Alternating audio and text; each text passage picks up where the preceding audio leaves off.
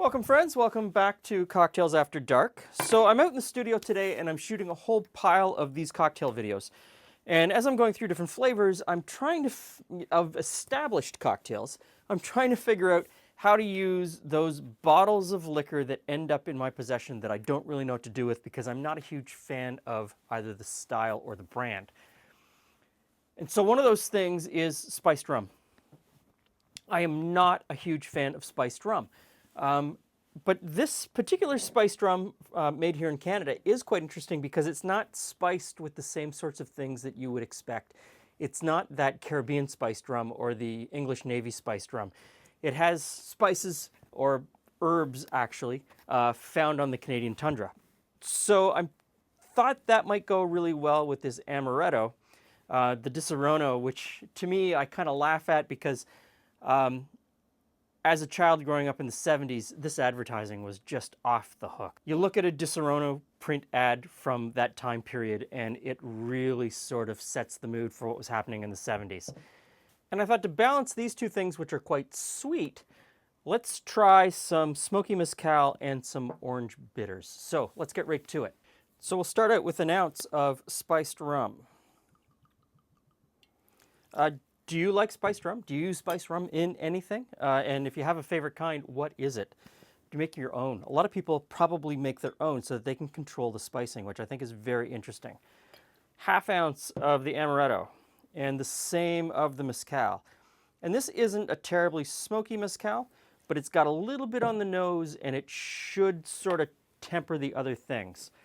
A couple dashes of orange bitter, maybe 3.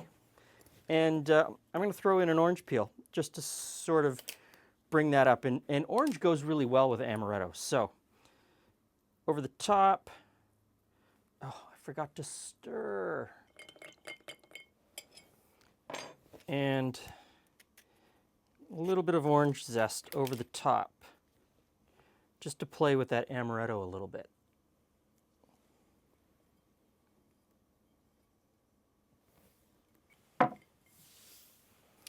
The smoky amaretto. Interesting interplay. Right off the top. I'm confused. If I pick this up off the bar the first time, I'm like, what's going on here?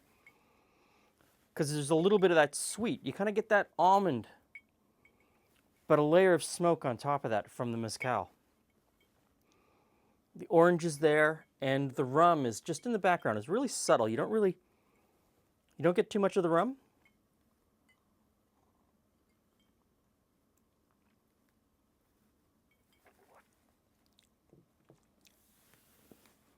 A little on the sweet side. A little on the sweet side. I think that's a combination of the rum and the amaretto. Definitely from the amaretto.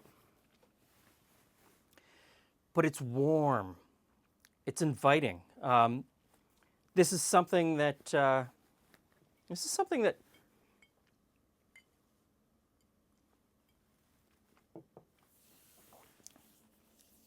after dinner you have one and you go, that's really nice. I like that. I could have another. But probably by the time you got halfway through the second one, you'd be like, no, it's too sweet. But in a small amount like this, that's very pleasant. And the mezcal really brings something to it because it cuts through. It really does cut through the other two flavors. And it comes in at the end. I don't know if it'll catch on, but it is something to try. They are flavors to play with.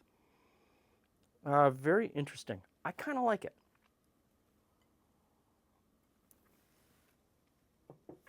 So, the smoky amaretto. Kind of crazy. Tell me what you think of Di Serono. Tell me what you think of spiced rum. I'm not a huge fan of spiced rum, but I think these are flavors that I could play with again. And I would try it with one of the other spiced rums that we have, Oak Heart, I think it is. And I know that there's lots of them out there. And I might try different bitters next time, but I think the orange plays well. But I wonder what other bitters would bring to it, or other types of orange bitters, because they all taste different. Thanks for stopping by. Hope to see you again soon.